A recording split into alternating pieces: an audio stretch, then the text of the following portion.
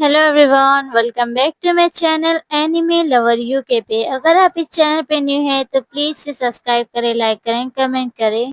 तो फ्रेंड, आज हम एक न्यू स्टोरी एक्सप्लेन करने वाले हैं जो नॉवल स्टोरी है और 18 प्लस है। और स्टोरी का नाम है the S salmon princess the beast master. तो फ्रेंड, हमारी स्टोरी यहाँ से स्टार्ट होती है। हमारे फीमेल लीड और मेल लीड बेड पे होते हैं। हमारा मेल लीड कहता है, आखिर तुम ऐसा कौन सा सपना देख रही हो जिसके कारण तुम मेरा नाम इस तरह पुकार रही थी? ओह, मैं तो तुम्हारे हेल्थ के बारे में सोच रही थी क्योंकि तुम्हें काफी चोट लगी हुई है ना। और वो दोनों एक दूसरे की बाहों में होते हैं। ओह, तुम मुझे ऐसी नजर से क्यों देख रहे हो? मेरी दिल की धड़कन काफी तेज हो गई है। और हमारा मेल लीड हमारी फीमेल लीड की पीठ को सहलाते हुए उससे हक कर लेता है और इसका कपड़ा निकालते हुए कहता है, शुक्र मनाओ कि जब तुम सो रही थी तब मैं तुम्हारे पीछे नहीं आया।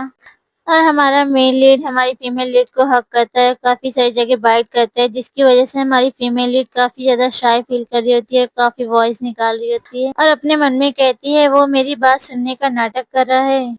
तो वो सच में एक बीस्ट है और वो अपने शिकार का पीछा कर रहा है। तो फ्रेंड, आप देख ही सकते किस चीज़ का शिकार कर रहा है वो। और उसकी आंखें तेज है, चाहे दिन हो या रात। और अगर उसकी आंखें मेरी आंखों से मिलती है तो मुझे अपनी नज़र को हटाना होगा।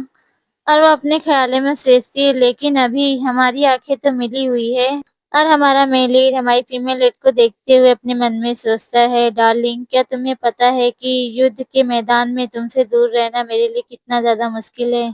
और वो स्माइल करते हुए कहता है, जब मैं इसके गले को छूता हूँ तो जैसे चीनी मिट्टी की बर्तन की तरह मुझे लगता है। हमारी फीमेल लीड काफ़ी ज़्यादा शाय फील कर रही होती है और उसकी हार्ट बीट काफ़ी तेज़ हो जाती है। और वो दोनों फिर अपना चालू हो जाते हैं और हमारा हीरो कहता है, अगर मैं इसकी सारे बदन पर अपने निशान छोड़ दूँ फिर शायद से चिंता दूर हो जाएगी।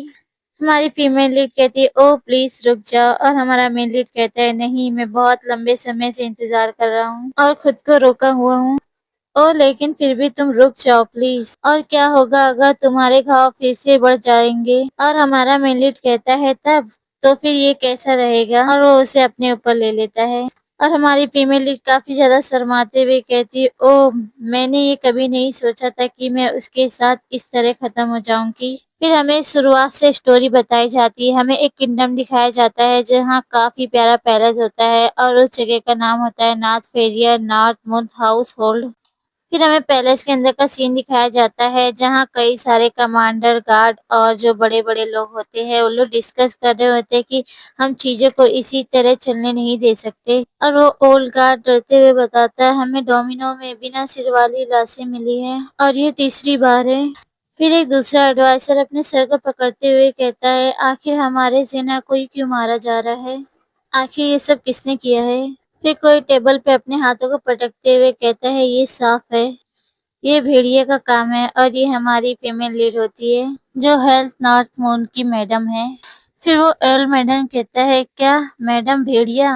वो तो न्यू जंगल में रहते हैं और वो नॉर्मल जानवर से काफी ज्यादा अलग होते हैं। और महिला और बच्चे जंगल में उस एंशियन भेड़िए की देखभाल करते हैं और जबकि जो पुरुष होते हैं झुंड में सफर करते हैं और चीजों को लूटते हैं और इन्हें कटागो के नाम से जाना जाता है। और इनके राजा और भेड़िया इसके हर कोई कॉन्टिनेंट में इस कटागो से डरता है। फिर एक बंदा मैप दिखाते हुए कहता है, लेकिन नॉर्थ फेरिया और नकाडो वो तो एक दूसरे से बहुत दूर है। फिर हमारी प्रिंसेस उन लोगों से कहती है, मैंने सुना है कि कटागो के लोग एंशियन भेड़ियों की सवारी करते हैं, इसीलिए वो बहुत तेजी से यात्रा कर सकते हैं और उनके लिए इस दूरी को पार करना मुश्किल नहीं होगा।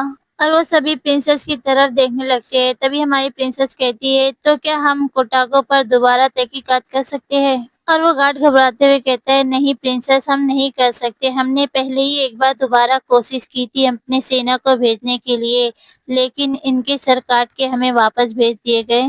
ये सुन के तो हमारी फीमेल लीड काफी ज्यादा घबरा जाती है और वो सभी कहते हैं, हम समझ सकते हैं कि आप चिंता में हैं मैडम, लेकिन शायद हमें चीजों को देखकर थोड़ी देर बाद शुरुआत करनी चाहिए। और प्रिंसेस वहाँ से निकल के कहीं बाहर आ जाती है और कहती है, क्या सच में हमारे पास कोई दूसरा रास्ता नहीं है? और वो अपने मन में सोचती है, मुझे कटागो से पैलेस को बचाने के लिए कोई तो प्लान बनाना ही होगा। और फिर चलते हुए एक रूम के पास रुक जाती है और उस दरवाजे को देखते हुए कहती है, मेरे डैड तो अभी लड़ने के हालत में भी नहीं है। ओ मेरे पिता एक बार एक कमांडर थे जिनका नाम पूरे युद्ध के मैदान में उनका नाम गूंजता था। ओ पिताजी, मैं आपसे डोमिनेंट के बारे में बात करना चाहती हूँ। उन्हें बीमार होकर 6 महीने हो चुके हैं और हमारी प्रिंसेस दुख होते हुए दरवाजे पे हाथ रखते हुए कहती है, जब वो समय था जब मेरी माँ और मेरे बड़े भाई का देहांत हो चुका था। मुझे एक लेडी होने के नाते मुझे अपने पिता की जगह पर एक अच्छी तरीके से काम करना होगा। फिर सीन चेंज होता है। हमारी प्रिंसेस एक गार्ड से कहती है, अगर हम कटागो में किसी को भेज नहीं सकते तो हम यहाँ पर अपनी सुरक्षा को मजबूत करेंगे। और वो सभी लोग फिर वैसे ही करते हैं, उस गेट को मजबूत बनाने की तैयारी करते हैं। फिर तभी इसी जगह पे एक मेड आती है, अपने हाथों में कंघी लेते हुए कहती है, आपने बहुत ज्यादा काम कर लिया है मैडम। और वो मेड हमारी फीमेल लीड को अपने बेडरूम में ले आती है। तो फ्रेंड, अभी तक हमारी फीमेल लीड का नाम नहीं पता चला है, ना हमारे मेल लीड का। आगे जाके पता चलेगा। और इस स्टोरी को अभी कोई भी एक्सप्लेन नहीं करा है तो मैं इसे कर रही हूँ। अगर आपको पसंद आए तो प्लीज मुझे कमेंट करके बताना, तो फिर मैं इसे कंटिन्यू करूंगी। फिर मैं प्रिंसेस को बैठाते हुए इसके बालों को झाड़ते हुए कहती, मुझे पता है माय लेडी कि आप लॉर्ड के लिए काफी ज्यादा परेशान है, लेकिन आप बहुत ज्यादा ही काम कर रहे हैं। माय लेडी, मुझे बहुत ही चिंता होती कि आप खुद को बीमार कर लेंगी। और हमारी प्रिंसेस हंसते हुए कहती, ओ मैं ठीक हो जाऊंगी, तुम्हारा शुक्रिया एस्ट्रा। और एस्ट्रा सैड होते हुए कहती, माय लेडी, ये लगातार 6ठे साल है जब हमारी नॉर्थ फेरिया की फसलें बहुत ही ज्यादा खराब हो रही है। एस्ट्रा कहती है, माय लेडी, क्या कोई ऐसा तरीका नहीं है कि जिससे हम किसी दूसरे लॉर्ड से मदद मांग सके। हमारी प्रिंसेस अपनी मेड से कहती है, हमने पहले से ही उन कंट्री से हेल्प मांग चुकी है जिनके साथ हमारे संबंध अच्छे हैं, और लेकिन उनमें से सभी हमारे जगहों से नहीं है और हम उनसे और भी ज्यादा हेल्प नहीं मांग सकते। तभी वो मेड काफी ज्यादा खुश होते हुए प्रिंसेस को पकड़ते हुए कहती है, अगर प्रिंसेस हम सिर्फ कुछ सेल मून पकड़ सकते हैं तो हम अच्छा कर सकते हैं। ये सुन के प्रिंसेस मेयर में से उस फ्लैग को देखती है जिसमें फिश बना होता है, और वो उनकी कंट्री का ही फ्लैग होता है जिसका नाम नॉर्थ मून होता है। प्रिंसेस उस फ्लैग के फिश को देखते हुए कहती है, सोल मून फिश, ये हर 4 साल में एक बार यानान नदी के ऊपर आती है, और इस फिश की जो पिक्चर है हमारे किंग ने उसे हमेशा के लिए उस फ्लैग में अमर कर दिया, क्योंकि वो हमारे लिए एकमात्र हमारे कमाने का जरिया बन गई और नॉर्थ मून को समुंदर होने का एक अवसर मिला। प्रिंसेस फिर अपने मेड से कहती है, वो पिछले ही साल दिखाई दिए थे, इसलिए वो अभी यान नदी में नहीं होंगे। तभी वो मेड निराश होते हुए कहती है, ओ ये ठीक है, इसलिए फैमिली की तरफ से आपके लिए एक लेटर आया है माय लेडी,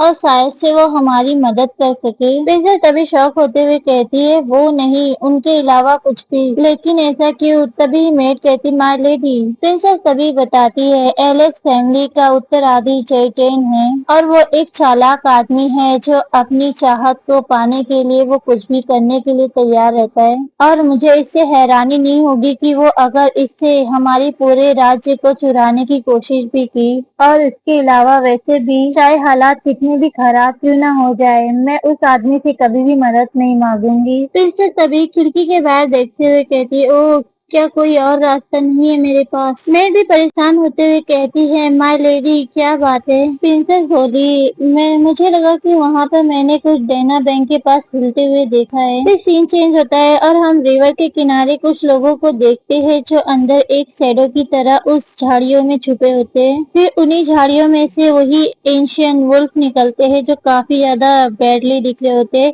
और हमारी प्रिंसेस भी घबराते हुए कहती, क्या ये नहीं हो सकता? प्रिंसेस उन लोगों को देखते हुए कहती है, क्या ये तो कटागो है। फिर हम हमारे मेन लीड को देखते हैं जो दिखने में काफी ज्यादा अमेजिंग लग रहा होता है। तभी प्रिंसेस चौंकते हुए चिल्लाते हुए कहती है, एक्स्ट्रा नाइट्स के पास जाओ और उन्हें बताओ कि कटागो यहाँ पर है। एस्ट्रा फिर वहाँ से जाते हुए कहती है, यस माय लेडी, मैं अभी जाती हूँ। प्रिंसेस फिर जल्दी जाते हुए खिड़की की तरफ बाहर देखने लगती है और कहती है, काले बाल और सावली त्वचा, ये कटागो लोगों की एक पहचान है जो हम देख के पहचान सकते हैं कि वो कटागो है। प्रिंसेस फिर अपने मन में कहती है, वो तो सीधे हमारे नॉर्थ मून कासिल के लिए आए थे। और फिर प्रिंसेस और हमारे मेन लीड की जैसे ही आई कांटेक्ट होता है हमारी प्रिंसेस तो फ्लिंच हो जाती है। वो नहीं, प्रिंसेस फिर अपनी नजरों को हटाते हुए घबराते हुए अपने मन में कहती है, क्या वो मुझे देख रहा है अभी भी? फिर हम कासिल के बाहर देखते हैं जो हमारा मेन लीड उसी विंडो की तरफ देख रहा होता है जहाँ हमारी प्रिंसेस होती है, उसे देख के स्माइल करता है। वहीं दूसरी तरफ प्रिंसेस भी विंडो की तरफ देखते हुए अपने मन में कहती है वो तो यही देख रहा है। तभी अचानक से एक नाइट आते हुए कहता है माय लेडी हेल्प, और ये सुन के हमारी प्रिंसेस हैरान हो जाती है। फिर वो घूमते हुए नाइट से कहती है क्या हमें काउस की तरफ से वार्निंग मिली है। फिर तभी प्रिंसेस फिर से विंडो के बाहर देखती है उसी जगह पे रिवर के पास, और वो देखते हुए कहती है आखिर वो कहाँ गए। वो नाइट से कहती वो सब वहीं थे। नाइट बोला यस माय लेडी, एस्टर ने हमें बताया है, मैंने सारे गार्ड को कह दिया है कि वो अलर्ट रहे। नाइट बोला माय लेडी लेकिन तभी ही प्रिंसेस घूमते हुए कहती है कुछ हुआ है क्या। नाइट बोला माय लेडी एलिस फैमिली का उत्तराधिकारी यहाँ पर आया है, और ये सुन के तो हमारी प्रिंसेस काफी ज्यादा चौंक जाती है और हैरान होते हुए कहती है क्या वो नॉर्मली आने से पहले हमें लेटर नहीं भेजता था, लेकिन वो इस बार अचानक से कैसे आ सकता है, आखिर वो यहाँ पर क्यों आया है। नाइट बोला माय लेडी वो खुद ही आया है, और हमारे पास अपनी इस खराब सिचुएशन से बाहर निकालने के लिए हमारे पास और कोई रास्ता नहीं है, हमें एलिस फैमिली से मदद मांगनी होगी, हमारे पास और कोई चारा नहीं है माय लेडी। फिर सीन चेंज होता है और हम कुछ समय के बाद का सीन देखते हैं जहाँ प्रिंसेस काफी अच्छी तरीके से रेडी हो रही होती है उस गेस्ट से मिलने के लिए, और हम इसका फाइनल लुक देखते हैं जो काफी ज्यादा ब्यूटीफुल और प्रिटी दिख रहा होता है। फिर प्रिंसेस रेडी होके अपने रूम से निकल के उस गेस्ट से मिलने के लिए चाहती है। फिर वो चलते चलते सभी बात याद करती है कि 7 साल पहले नॉर्थ फेरिया एक समुंदर था। प्रिंसेस पास्ट की बात याद करते हुए कहती मेरी उनसे पहली मुलाकात उस बैंक्वेट में हुई थी जिसमें कि मुझे इनवाइट किया गया था। तो प्रिंसेस सभी गेस्ट से अपने आप को इंट्रोड्यूस कराते हुए कहती हेलो मैं हेली नॉर्थ मून से। कैटन तो हेली को देख के अपनी लाल टपकाते हुए कहता है ओह अच्छा तो तुम है सेलमोन हो, नॉर्थ मून फैमिली की फेमस बेटी। मैंने जितना तुम्हारे बारे में सुना था तुम तो उससे भी ज्यादा सुंदर हो। कैटन तो फिर सीरियस होते हुए हेलिन को हवस वाली नजरों से देखता है। हेलिन भी इसको देखते हुए कहती है मुझे पसंद नहीं आया, उसकी आंखें तो ऐसे लग रही थी जैसे कि वो मुझे चारों ओर से खा रही थी। फिर सीन चेंज होता है और हम हेलिन को देखते हैं जो बैंक्वेट खत्म होने के बाद इधर उधर चल रही होती है और अपने मन में कहती है ये वेन्यू दोबारा कहाँ था। हेलिन को तभी काफी ज्यादा आवाज आने लगती है और उस आवाज का पीछा करते हुए हेलिन उस जगह पे पहुंच जाती है। हेलिन भी उस रूम की तरफ जाती है और थोड़ा सी दरवाजा खोलते हुए अंदर झांकते हुए कहती है क्या अंदर कोई है।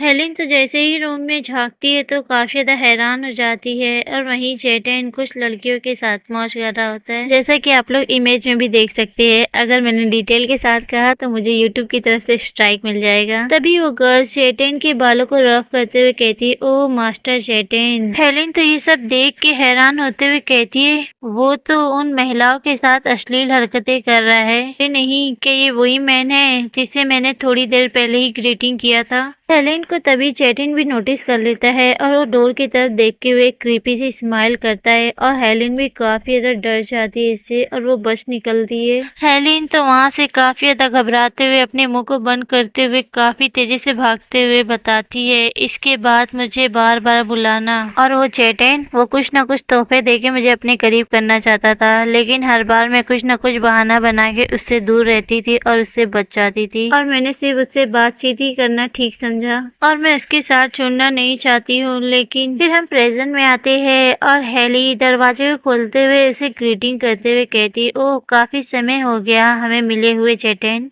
हेली फिर अपने आप से कहती है जब तक मैं लॉर्ड की जगह पर काम कर रही हूँ मैं इससे बच नहीं सकती। चेटिन भी फिर सीट से उठ जाता है और हेलिन की तरफ अपने हाथ को आगे बढ़ाता है और कहता है लॉर्ड फैमिली सेमलोन में हमारी आखिरी मुलाकात 5 साल पहले हुई थी, है ना मिस हेली। हेली पे तो उसके हाथ को देख के थोड़ा घबराने लगती है, फिर अपना हाथ देते हुए कहती है ओह थैंक यू। वो दोनों फिर अपने अपने इस काउच पे जाके बैठ जाते हैं। तभी हेलिन कहती है ओह मैं सरप्राइज हूँ कि तुम बिना किसी वार्निंग के यहाँ पर आ गए हो। चेटिन क्या तुम्हें कोई जरूरी काम है। चेटिन हेली को देखते हुए कहता है ओह आपकी सुंदरता उसके तो चर्चे आजकल काफी ज्यादा हो रहे हैं, इसलिए मैं आपकी खूबसूरती को देखने के लिए यहाँ पर आया हूँ। और मैं सही था, तुम तो काफी ज्यादा चमक रही हो हेलिन। ये सुन के तो हेली कहती अरे नहीं बिल्कुल नहीं। हेलिन तभी अपने मन में कहती हो अच्छा तो तुम यही बताने के लिए नॉर्थ मून आए हो।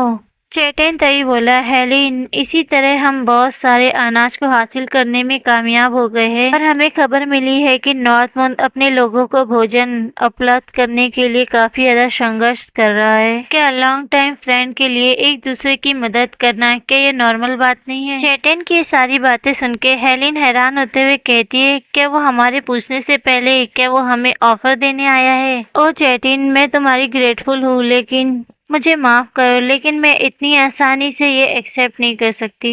चेटेन, क्योंकि हम एलिस फैमिली के साथ अलायंस में नहीं हैं। आपको इस प्लान में बदलने के लिए कुछ चाहिए होगा। ये सुन के चेटेन कहता है, अरे तुम कितनी ज्यादा सरप्राइजिंग हो, मुझे इस काम की उम्मीद नहीं थी मिस हेली, और तुम सही हो और मैं चाहता हूँ कि आपकी मदद करने के बाद नॉर्थमून फैमिली एक अच्छा रिस्पॉन्स दे। ये सुन के हेली कंफ्यूज होते हुए कहती, क्या एक अच्छे इरादे के साथ? फिर सीन चेंज होता है और हम लेक में जो फिश देखते हैं उसी का नाम है सैल्मन फिश और वो नॉर्थमून के प्रतीक का है। चेटेन फिर तो हंसते हुए कहता है, इनमें से मेरा एक फेवरेट फूड ये है, एस सैल्मन फिश। और हेली, अगर मैं दूसरे शब्दों में कहूँ तो मैं तुमसे मैरिड करना चाहता हूँ। ये सुन के तो हेली काफी ज्यादा फ्लिंच हो जाती है और वो हिचकिचाते हुए कहती, ये तो मजाक के लिए बहुत ही ज्यादा हो रहा है लॉर्ड चेटेन। हेली सुनो, मैं मजाक नहीं कर रहा हूँ, मैं तुम्हें अपनी ऑफिशियल वाइफ बनाना चाहता हूँ। सुन के तो हेली सैड होते हुए अपने सिर को नीचे कर लेती है, कहती है, लॉर्ड चेटेन प्लीज मुझे इस पर सोचने के लिए कुछ टाइम चाहिए। अरे आखिर इसमें सोचने वाली बात क्या है? ये सुनकर चेटेन तो अपने जगह से उठ जाता है और हेली के पीछे जाके खड़ा हो जाता है और उसे झटके से सडनली उसे पकड़ लेता है और उसे अपने क्लोज कर लेता है और हेली भी इससे काफी ज्यादा घबरा जाती है और चिल्लाने लगती है। चेटेन तो फिर क्रीपी स्माइल हंसते हुए कहता है, नॉर्थमून के पास तो अब कोई दूसरा रास्ता नहीं है।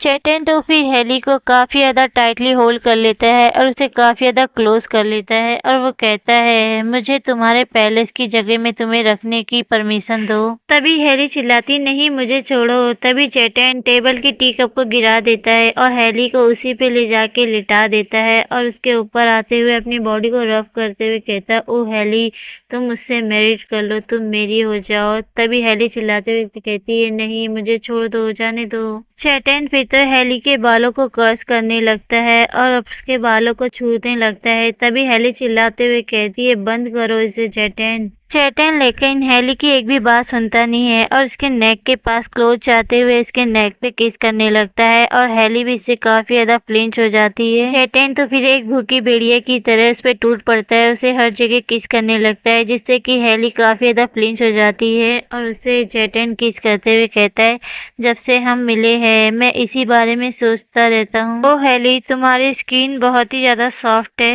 चेटेन तो फिर हेली को पकड़ के उसके बैग के पीछे अपने हाथों से उसके बैग को रफ करने लगता है और उसे कर्स करने लगता है। चेटेन तो फिर हेली को पकड़ के उसके हर बॉडी को टच करने लगता है। हेली कहती है, ये काफी ज्यादा डिस्गस्टिंग है, मैं आगे बढ़ना चाहती हूँ लेकिन मैं आगे बढ़ नहीं पा रही हूँ। चेटेन फिर तो हेली को टाइटली होल्ड कर लेता है और इसको ड्रेस को ओपन करते हुए कहता है, अब असली बात का समय आ गया है। तो फ्रेंड, ये चैप्टर यही खत्म होता है। इसके नेक्स्ट चैप्टर के लिए ज़्यादा से ज़्यादा कमेंट करें, लाइक करें, सब्सक्राइब करें and take care friend, bye bye.